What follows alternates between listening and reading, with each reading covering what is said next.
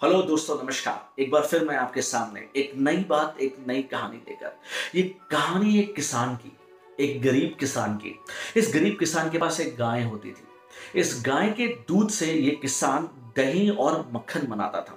इस काम को करने में उस किसान का सहयोग उसकी पत्नी करती थी। और ये किसान उस मक्खन के एक एक किलो के ढेले बनाता था, ढोके बनाता था और इसको जाके शहर में बेच देता था। शहर में एक व्यापारी था जो इस किसान से इसके मक्खन के ढेले खरीदता था। अब ये क्या करता था किसान, उसको मक्खन के ढेले देकर घर का सामान खरीद लेता था। चीनी खरीद ली, नमक खरीद लिया, साबुन खरीद लिया, तेल खरीद लिया, घर के डेली मर्रा के सामान खरीद। इस तरीके से इस किसान का रह गुजर हो रही थी, डेली का रहना सहना हो रहा था।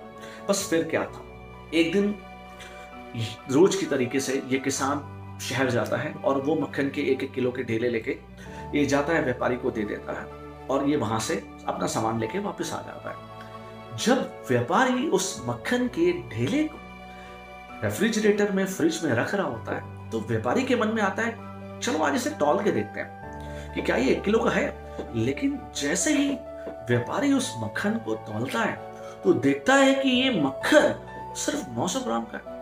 वो और सारे मक्खन जो उसके पास थे वो सबको तो इस सारे मक्खन का वजन जो था वो 900 ग्राम था।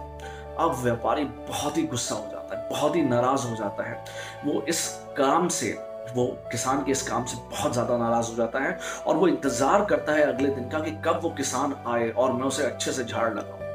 बस क्या होता है, अगले दिन रोज की तरीके से वो किसान उस व्यापारी के पास जाता है और व्यापारी उस किसान को देख के चिल्लाने लगता है कि दूर हो जाओ मेरी नजरों से, तुम्हारे जैसे धोखेबाज से मुझे कोई भी व्यापार नहीं करना।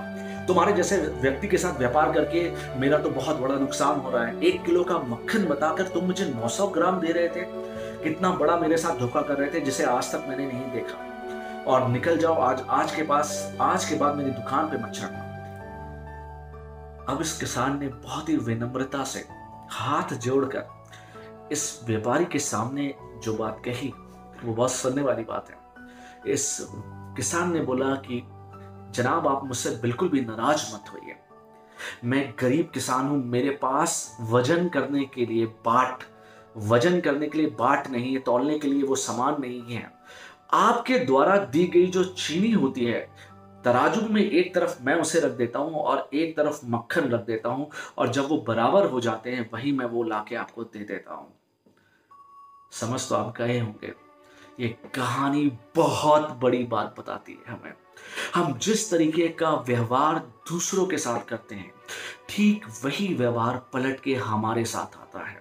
हम किसी को इज्जत देते हैं तो हमें इज्जत मिलती है, किसी को कठोरता देते हैं तो हमें कठोरता मिलती है, किसी को धोखा देते हैं तो हमें धोखा मिलता है। हमेशा इस बात का हमें ध्यान रखना चाहिए कि हम इस दुनिया में जो आए हैं, हमें सत्य और हमें सत्यता का ही साथ देना चाहिए। बहुत बहुत धन्यवाद।